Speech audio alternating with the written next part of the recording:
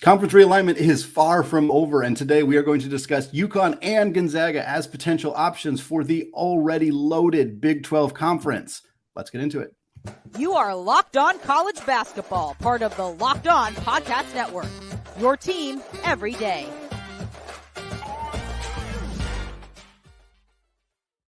Hey folks, welcome into the Locked On College Basketball Podcast, a daily national podcast, part of course of the Locked On Podcast Network, your team every day. I'm your host, Andy Patton. Today's episode of the Locked On College Basketball Podcast is brought to you by LinkedIn Jobs. These days, every new potential hire can feel like a high-stakes wager for your small business. That's why LinkedIn Jobs helps you find the right people for your team faster and for free. Post your job for free at linkedin.com/lockedoncollege. Terms and conditions apply. Well, folks, I am thrilled to be joined today by Noah Buono. Noah spent time at Rider and Duquesne and is now a video coordinator and scout at Run the Show. And last year, he helped host the very successful and very, very fun Gimme Timmy podcast with, of course, Gonzaga legend Drew Timme. No, I'm excited to talk about all of that stuff. Excited to talk about Drew Timme, one of my favorite college basketball players of all time. But before we get into that, I didn't expect that an early August show would have a lot of news to be dissecting. College basketball in particular has typically not had a 24/7 year-round news cycle, but here in my first year as the full-time host at Locked On College Basketball, of course, it is news after news after news. The transfer portal is never ending. There is legislation all over the NCAA about NIL, all this stuff, and now conference realignment dominating the headlines in college athletics. We know Oregon and Washington are in the Big Ten. Talked about what that means for those two programs on Monday's episode. Four corner schools, Arizona, Arizona State, Utah, follow Colorado into the Big 12. The Pac-12 is left with just four programs: Stanford, Cal, Washington State, Oregon State. Seems like there's going to have to be a merger of sorts. All of that stuff coming your way on future episodes of Locked On College Basketball. But for today, Noah, I want to talk about the fact that the Big 12 doesn't appear to be done. They're at 16 schools, and they are hell-bent on getting to 18 schools. And one of the schools they are still considering adding, coming out of the Big East Conference, is the defending national champion UConn Huskies. And you look at a Big 12 that already had Kansas, already had Baylor, West Virginia, Iowa State, Texas Tech, very, very good basketball conference. They go ahead and add Houston, one of the top 5 programs in the last couple of years. Now they add Arizona, and Arizona State, another solid program as well. And now they're looking to add UConn. I'm not sure if you can get greedier as a conference than trying to add somebody like UConn and Gonzaga to your already basketball power dominated conference. But I'm curious your thoughts on what a conference like that would look like, adding a team as prestigious as the UConn Huskies. Yeah, I mean, I think it would be crazy. I think we're all in that window of like, wait, would that really happen? And I feel like UConn's bounced around quite a bit from the Big East to the AAC, back to the Big East. And I think I don't stand alone when I say this. I think everybody just, when you think of UConn, you think of them being in the Big East. And, you know, obviously the money is going to be much different, and that's why they would make a decision like that.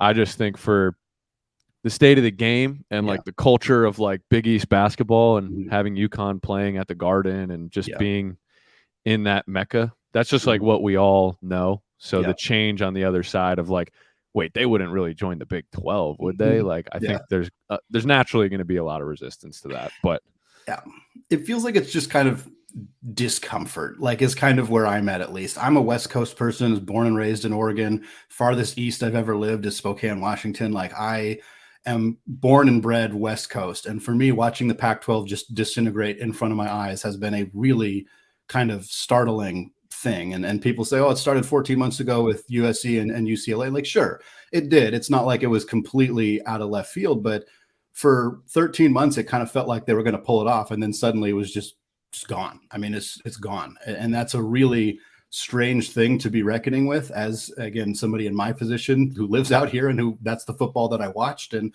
Pac-12 After Dark was at 7 p.m. for me. It wasn't at 11 p.m. like it was for many people on the East Coast. So it's a really interesting thing. And you think about the Big East and this conference that was such an absolute power in the 80s and in the 90s. I mean, just a purely dominant basketball conference. And certainly things changed a little bit. And we had the kind of dissolution of the Big East 10 years ago. And now, of course, the rumors of the demise of the Big East were greatly exaggerated. The conference is clearly fine. We saw last year UConn finished 4th in the Big East and then won the dang national championship. Like, that conference is absolutely stacked with Marquette and Creighton and Xavier, and even on a down year for Villanova last year. Now you got Georgetown probably on the way up with their new coach. Rick Pitino goes to St. John's. Like, it feels like this conference is going to be fine, but I agree with you in the sense that seeing these rivalries that we're used to seeing, like, do I think seeing UConn play Arizona every year would be cool? Yeah, it would be awesome. Tommy Lloyd versus Danny Hurley, like, that's an incredible matchup. But I miss the regional aspect. It's called the Big East for a reason. And seeing UConn in the Garden against teams like St. John's and Villanova and Seton Hall, like, that's what I feel like college basketball is about. And I know these moves are made primarily with football in mind.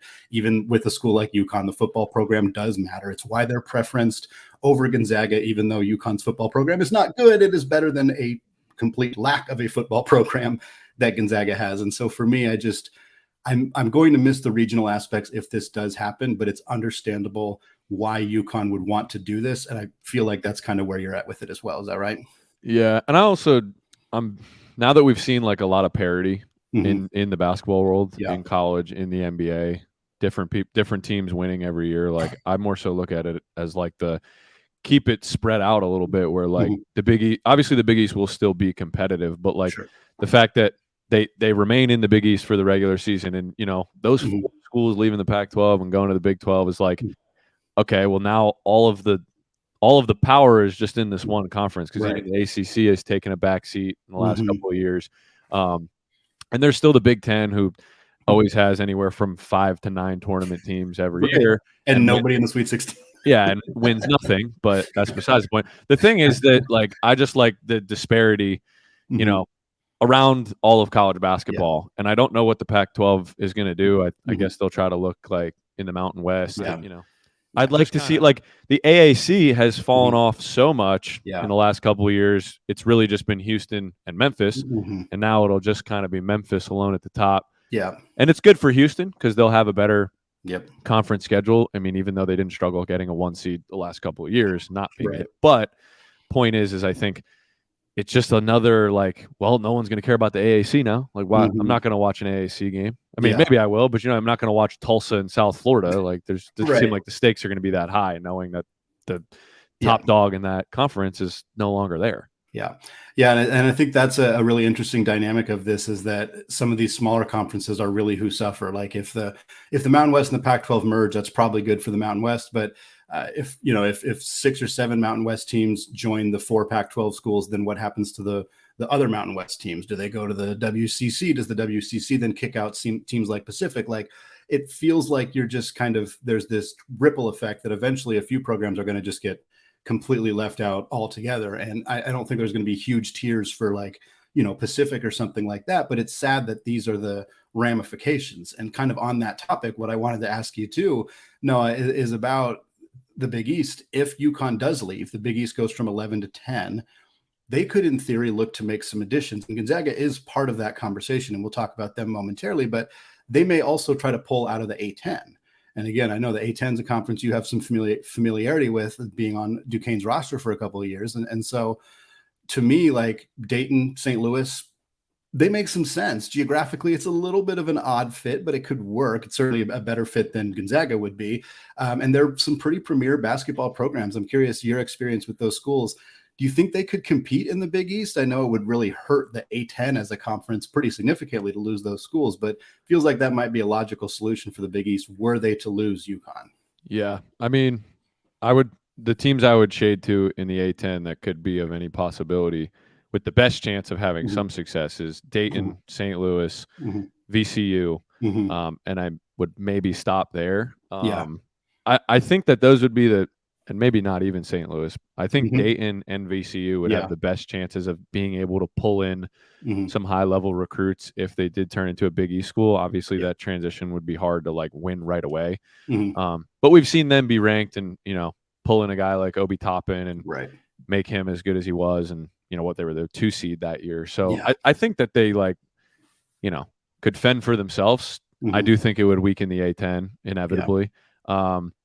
But yeah, I don't know where they'll look. They'll have to look to pull from somewhere, because you're going to have to replace it and keep it competitive. I always think it's funny too when they say the Big East, and you look at the map of where Marquette is, and it's like literally almost on the western half of the country, and it's like, okay, well, that doesn't make any sense. But so I guess they'll just pull, because I always think of the conference names, and I'm like, oh, well, they're on the West Coast. They can't go to the Big East. That's just geographically not allowed. Right. But it actually does not matter. No, like they'll take anybody. So yeah, I mean, it doesn't have to be an A10 school. If they could, I don't know if you mentioned Gonzaga being in that mix. I don't know. I don't know if Gonzaga will ever make the jump, but because I think we all thought this was Gonzaga would maybe make a move to the Pac-12, if not the Big 12, if they ever decided to move.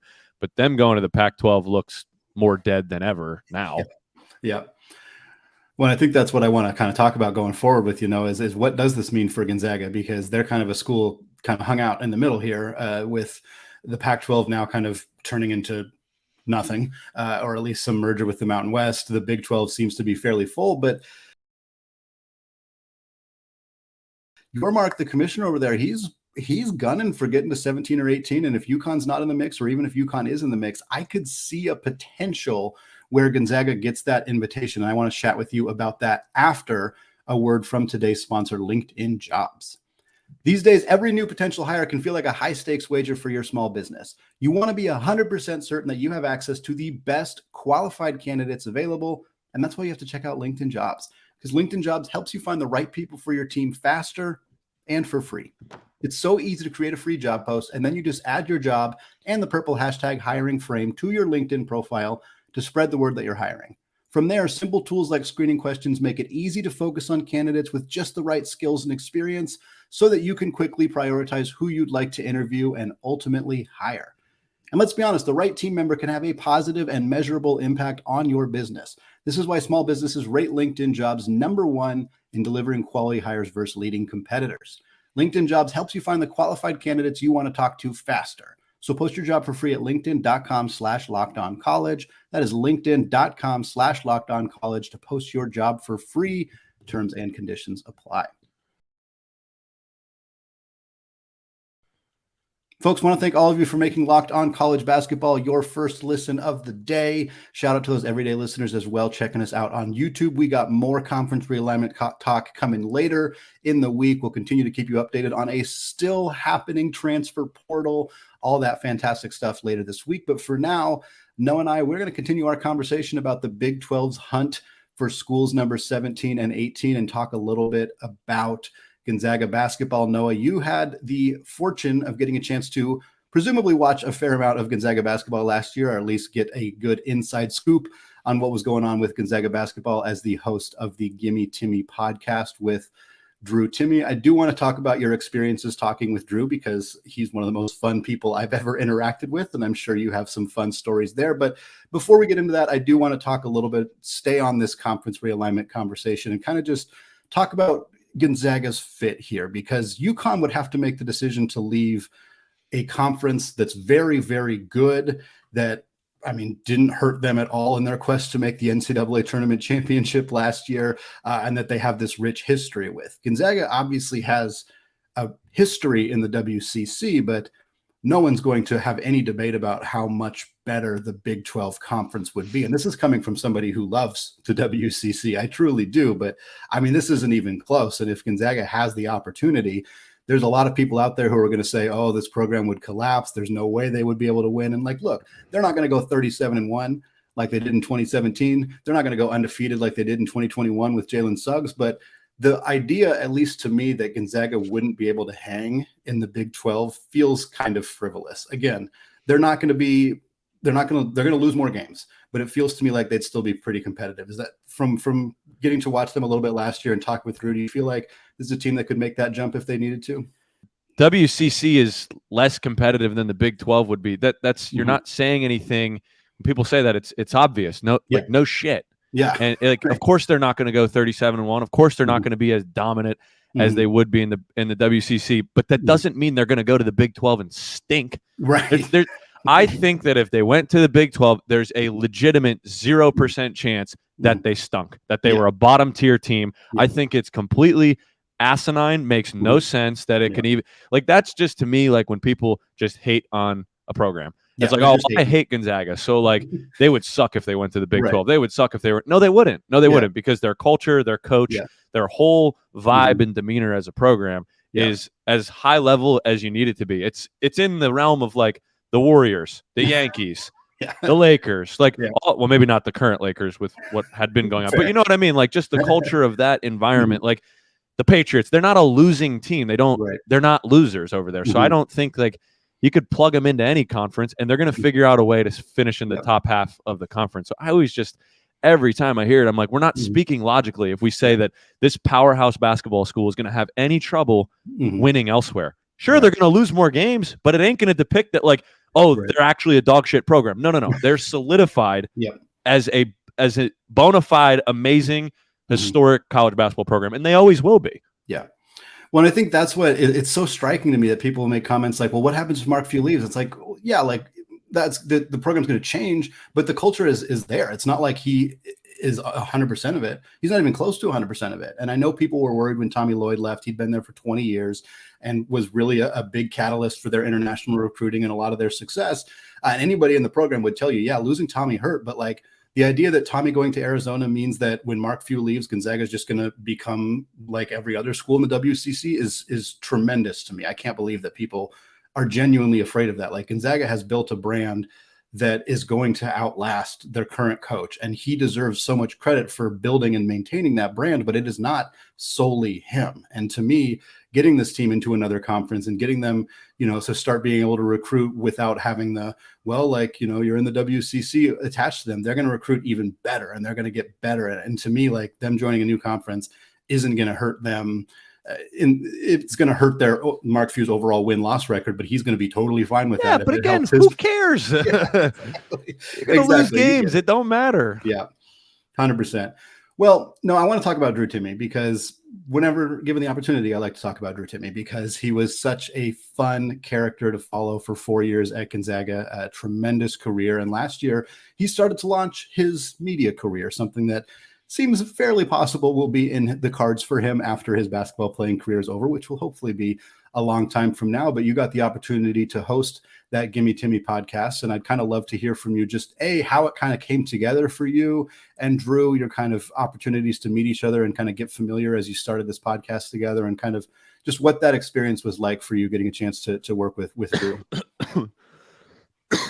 Excuse me. Sorry. Oh man, the Gimme Timmy podcast was absolute blessing, and it was honestly like some of the most fun that I've had, and I've only been out of college for a year and a half now, but like since being out of college and even during my last couple of years at Duquesne, like that, because I had a lot of different regimented routines, whether it was like being on the Duquesne team and everything that comes with that on a day-to-day basis, or then starting to work out of college and doing player development and doing that every day. Like then I started doing the Gimme Timmy podcast, and that became like very regimented and cemented in my everyday routine because like it was my job. And, I was attached to this big name like Drew Timme. It was his last year. And I kind of just wore it with a lot of pride of it's on me to help make this guy's brand look even better and to showcase him as like you said, opening up his media career and him as a media talent and like all these different components that came along with it. And so like,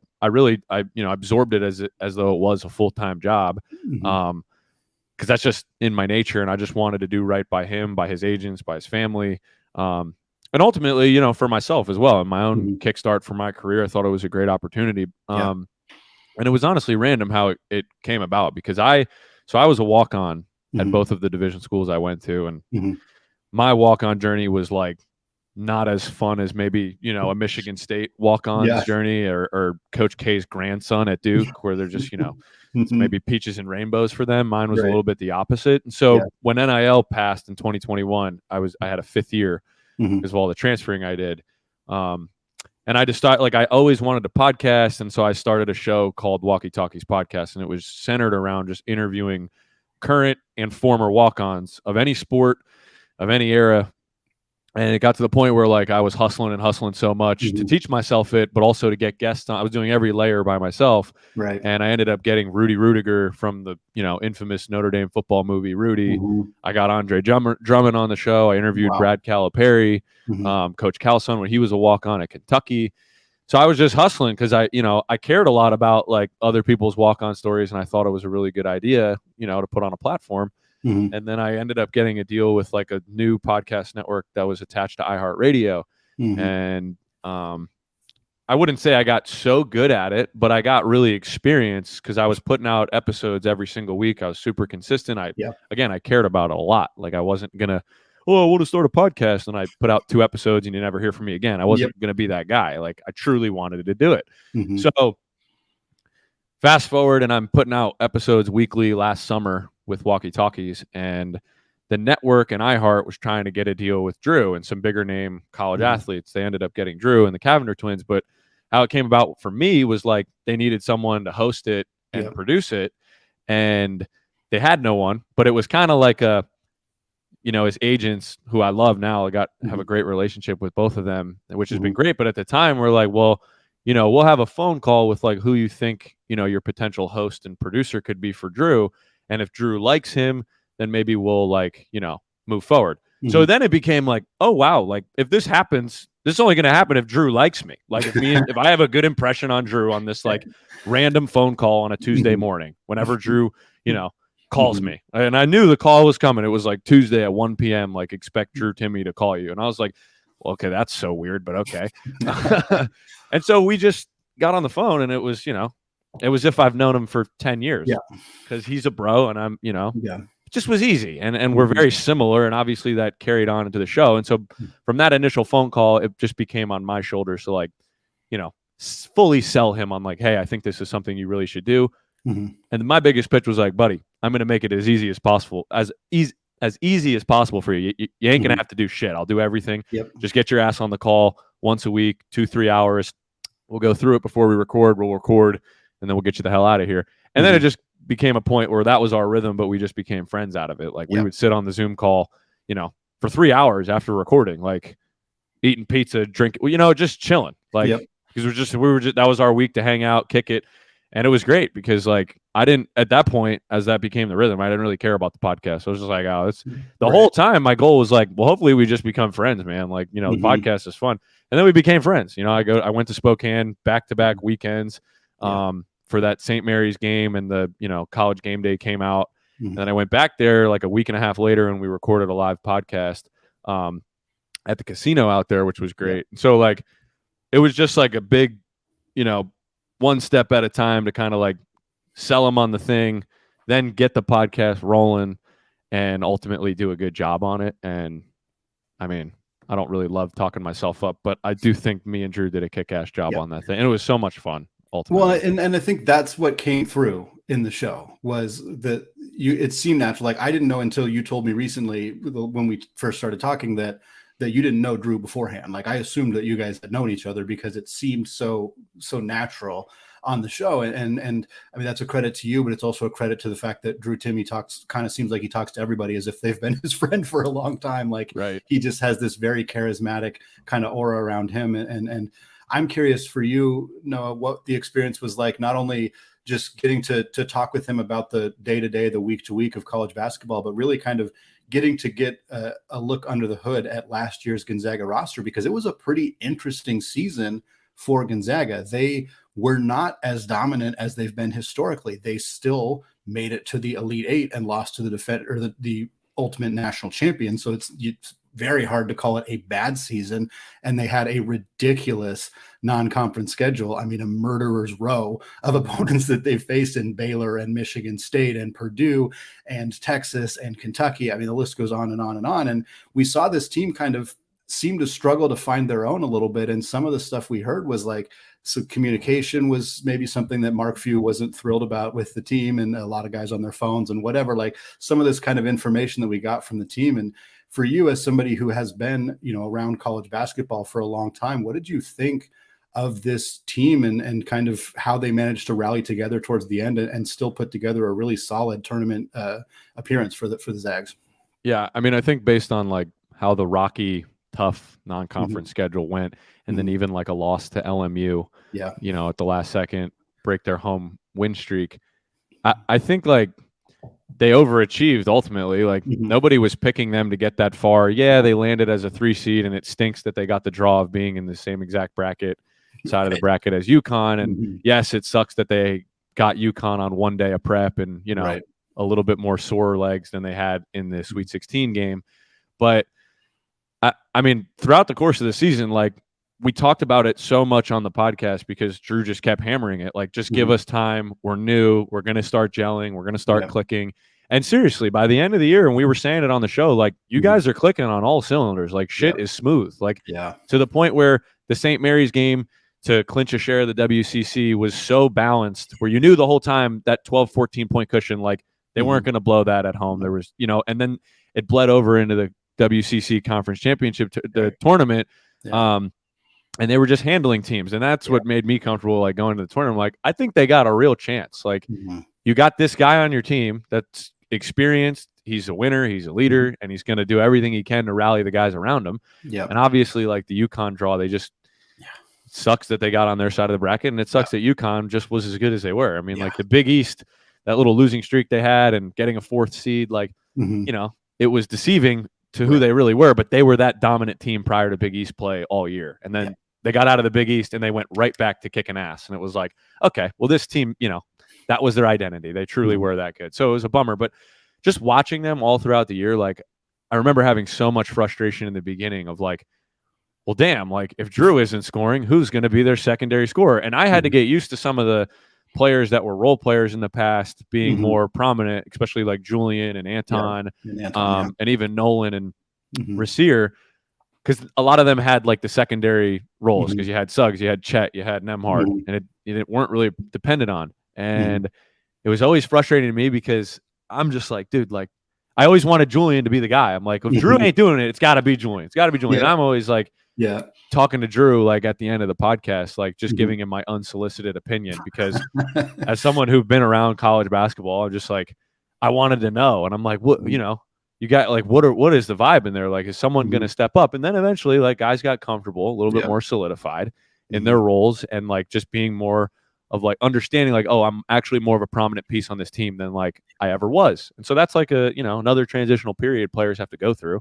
And they're uncomfortable at first and then they become comfortable. And it's like we saw Julian get real comfortable. Big shot after big shot, winning games, 40 balls, like, and he became the guy, you know? So I was at that game in Portland when Julian dropped 40 on the Pilots, and as soon as watching that unfold, I was like, "This is what was needed." Like not just for Julian, but for this entire team to prove to everybody who's watching that game that there is a secondary scorer on this team. Like there is somebody who can step up and do that. And I mean, I think he hit 8 threes in that game, and he just cooked that entire 40 minutes. And UP, like they clearly game planned to stop Drew, to put a bunch of pressure on him in the middle, not let him get the ball. And I get why that was the strategy. And I talked to their coach, and he admitted it, but it's like when you have somebody like that who could drop a 40 on you from the perimeter, what the heck are you going to do? Like that team becomes borderline unstoppable with just those 2 guys doing what they're doing. It was insane to watch. Yeah. I mean, listening to Mark Few too talk about like how they were silent, maybe communication was a problem. Like I had the chance of like when I went out to Spokane, like I was around them after the big win and, you know, we were out at, I don't know what bar we were at, but a couple of the guys were there and like, I think they were just a little bit more relaxed because the game was over and like they weren't quiet to me, you know, like everybody was really, really opening and warm and like just super friendly. And so I didn't get the same vibe that, you know, obviously Coach Few was getting on a day-to-day basis. But I think that's like just a more of a broad problem around this era of college basketball. Like, I mean, because I experienced it my last couple of years where like the comforting thing is to just like when you finish practice or you get on the bus after a game and just like dive right into your phone and like be void of all actual human interaction and like go crawl into your ball and be a hermit. And I hate that because it's like, you know, you're around your teammates, dude. Like the way I was brought up in my first 3 years of college with because I was a younger guy those first 2-3 years, all the older cats, like they were like born earlier in the 90s, like 94, 95, 96. And like those guys just didn't operate like that. Like it was very just like, yeah, we're playing Uno together. Like, or we're interacting this way together. Like, you know what I mean? It was very like hands-on and like just more interactive. And I feel like Mhm. now my last couple years of college, as I was the older guy, all the young guys coming in are just like, Not it's just interested like, in that. yeah, it's just like kind of what they know, and that's not their fault. But Mhm. as like a spectator, it just was like I've assumed that that's probably what goes on in the majority of these locker rooms, and a lot of coaches are struggling with the same exact thing, like just getting guys to talk to each other.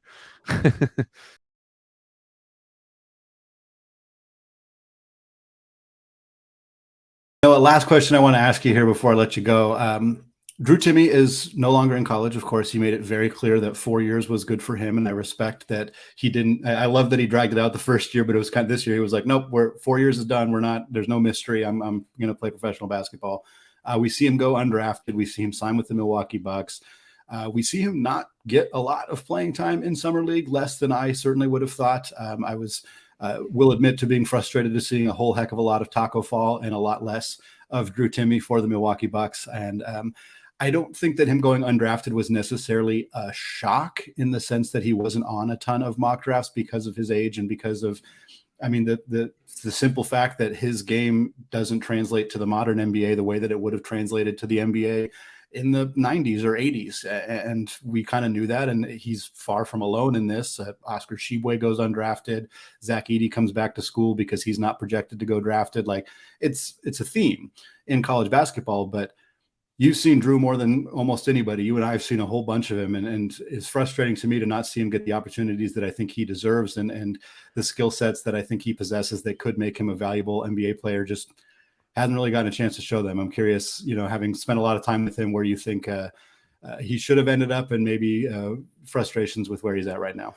Oh man, I'm glad you asked me, Andy, because this has been one of the single most maddening issues of my summer. Yeah. Is like knowing that he wasn't going to get drafted because he wasn't on any mock drafts, Right. and then questioning and arguing like he deserves a nod at the very least in the latest round, in the later part of the second round, like at the very least, because of his resume alone. Like, and I know a lot of people keep throwing around like, oh, well, Edey went back and Tshiebwe didn't get drafted and Sanogo didn't get drafted. And it's like, okay, well, neither of them are as good as Drew, and neither of them are as offensively talented as Drew. And it's like, neither of them are as proven as Drew. So I don't even put them in the same category. I don't. And that's no disrespect to them.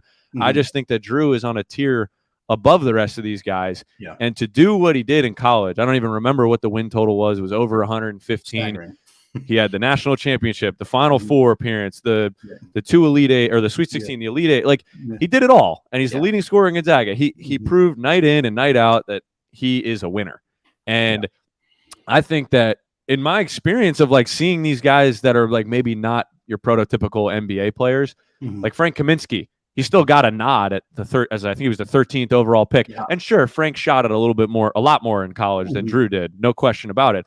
But I think on the whole scope of it, like you use those two as an example, because I think what people are clinging to is like, oh, the slow white boy, he ain't good enough. And it's like, okay, cool, that's a maybe a fair criticism to a certain extent, but you can't negate everything else he does. Like if Drew is a bad passer, which he's not, and if Drew had a bad IQ, which he doesn't, I probably would feel like less strongly about how much he deserves a chance. But I just think that he's such a plug and play guy with his IQ, with his willingness to pass, to lead, to take charges, put his body on the line, use his body, like doesn't care about getting hurt, doesn't care about playing through injury. Like he's as much of a blue collar guy that's just going to get down, get dirty, doesn't give a shit, do what you ask him to do.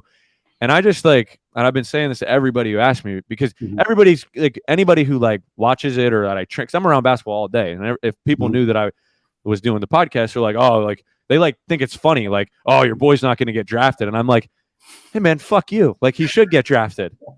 Like you don't know what you're talking. It's one of those like hate things. Like, oh, he's 22. And the funny thing about him being 22 is like he only did 4 traditional years. He didn't do 5. He did 4. Didn't Grayson Allen do 4 years at Duke? Okay, cool. Because he's a little bit more athletic, and he showed that he could. Well, he's a lot more athletic, and he showed that he could shoot the 3 consistently. Cool. He gets a nod, and he's a solid role player in the NBA. But like, look at the circumstances around Drew. He wasn't asked to shoot any 3-pointers. It was not part of his role. He didn't need to. Like he really didn't even need to. Why settle outside when he could just be in the paint, get an easier look, distribute out of the post? Like he could do all of those things, and I think that obviously hindered his draft stock. And that's just a bummer to me because, like I said, with that type of resume, you at the very least deserve, I mean, even at bare minimum, a two-way. Yeah, a two-way. Like to get the Exhibit 10, like I'm like, okay, well, I'm going to see a tweet about Drew's name, and he's going to have an offer with some team. Where's he going to land? And I expected a two-way. And there's a ton of guys. Like I'm pretty sure Sonogo or Shibwe with the Pacers got a two-way. Yeah, so I think Sonogo did two. I think I'm not 100%. And like Marquise Noel got a two-way with the Raptors, and it's like, okay, there's all these guys deserved that, but why of all people, Drew Timme doesn't? And he only gets an Exhibit 10. And the other part of it, like you said about the Summer League, I mean, you couldn't ask for a worse pairing to be paired with Taco Fall. There's no worse player to be on the floor with Drew Timme at the exact same time than Taco Fall. And that's no knock against Taco. It's just we suck all the space out of the court. I mean, there's no room. Brutal. There's no room. And the Bucks had 21 guys on their Summer League roster, man. It wasn't like some we're going to get you, 30 minutes a night. I forget who they were playing, and I don't mean to go on this long rant, but you can tell it bothers me. They were playing somebody. It was a Saturday night, I believe, and I wish I remember the team name. They were down like 14-15 headed into the second quarter. They put Drew in, and I think he has like 4 quick points. He took a charge. He had like 2 rebounds, 2 tap-out offensive rebounds, 2 assists, and all of a sudden it was just like a 6 or 7 point game, or I think it was like a 5-point game headed like late into the second quarter, and they took him out. They gave him a breather, but the whole broadcast for like those 6 minutes that he was in the game all of a sudden turned into the Drew Timme show. They got the graphics of what he did in college. Channing Frye and the play-by-play guy were just all over Drew, and I'm like, is it not that clear to everybody else that the imprint on the game it's that easy for him? Like he's that impactful of a player because it's easy. Like the game is truly easy for him, and all the guys that they keep picking over him, this is the last thing I'll say. All the guys that they keep drafting over him because of their athletic potential, he has put in the cup. He's beat him. He's beat them. He's showed like, oh well, I mean, yeah, cool. He's 7 foot and athletic with a long wingspan, but like I'm gonna score on him too. I'm not gonna have any problems. Like, yeah, sure, maybe he'll have some struggles on the defensive end, but like what guy in the NBA doesn't struggle on the defensive end? Even the best defenders struggle to a certain extent. Like that's why I think he just deserves a chance. And if he truly fails, fine. At least he got a chance based on what he accomplished for the last 4 years. He ain't 24 years old where it's like, we ain't going to get anything out of it. No, he's 22. He's fresh legs. He's experienced. He's ready to work. And, I just think it's unfortunate. Like, I don't think that that's like a fair deck. Not that everything's fair, but I don't think it's a fair deck of cards to be given after accomplishing what he's accomplished. 100% with you on all that. I think the fact that people say, well, how's he going to guard Nikola Jokic? If anybody could guard Nikola Jokic, he wouldn't have the hardware that he has. Like that's a completely unfair thing to say. And also, Drew hung 25 on Evan Mobley, and I in the 2021 NCAA tournament. Evan Mobley is like a Defensive Player of the Year candidate in the NBA already, and he's super young. Like, does one game mean that Drew would consistently hang 25 on NBA defenders? No, but he did it. Like you have definitive proof that he's done it. Like he's proven he can score on NBA caliber defensive players and good NBA defensive players. It's just shocking to me that he doesn't get more than kind of a sniff. And even if he played poorly for the Bucks, like you said, if he played bad in the playing time he got, maybe you could understand why his playing time might diminish. But he didn't. He didn't play bad. But what's funny about like if the time he had, if it was bad, which it wasn't. Bad because he didn't even have enough minutes to really decide if he was good or bad outside of that little 6-minute stretch that I watched the one day. But like, I just think it's truly crazy that like he wasn't even awarded the time in the Summer League to like really put like show like normal. Like I can't put it into words because normally I just can't remember the last time I've seen a guy as accomplished as him that did as much as he did for such a historic program and a program that, let's not sugarcoat it, like literally breeds NBA players, especially big men. Yeah. And it's like I can't remember the last time a guy as accomplished as him had such little reward headed into his NBA journey and so much more stacked against him where it's like, wait, you might really not get a chance? Like you might actually only start or maybe not even start on the G League team. Like I think that the Bucks had like one more two-way to give away, and I forget the guy's name that they were saying was going to inevitably get it. And it's like, well, that's a real bummer because like I keep going back to it's not fair, but like truly I want to know, and maybe I have to do more research, who's the last guy as successful as he has been in college basketball that was snubbed this quickly into his NBA journey with like hey man, here's your minimal opportunity. Hey, here's like your 2 minutes. Let's see what you can do. And I remember talking to Drew. I was on FaceTime with him a couple of days after that game, and he got back in the fourth quarter. He got out of the 2-minute mark of the second quarter, sat for halftime, sat for the entire third, gets back in the game like the 8-minute mark of the fourth quarter. And I think he had a moving screen and a turnover with the ball. So he had 2 turnovers. And after the second one, they yanked him. He was in the game for like 75 seconds. Jeez. And I mean, I just said to him, I was like, well, there's no way your legs were feeling good. Like you needed at least 3 more minutes to run up and down to like get back into the flow of the game. And he was like, oh yeah, I mean, absolutely. And so it's just like to stack the deck that much against him. I think if there's someone that can figure out a way to figure it out, I think it'll be him. And I'm not even sitting here advocating like, oh, Drew Timme deserves a chance to be an NBA All-Star. You got to give him all the no, like he just deserves a chance to be like on the team. Like, because he'll do the rest. If you put him on a team, like I don't have any doubt that he's going to figure out a way to like, oh, you know what? It's hard not to play this guy.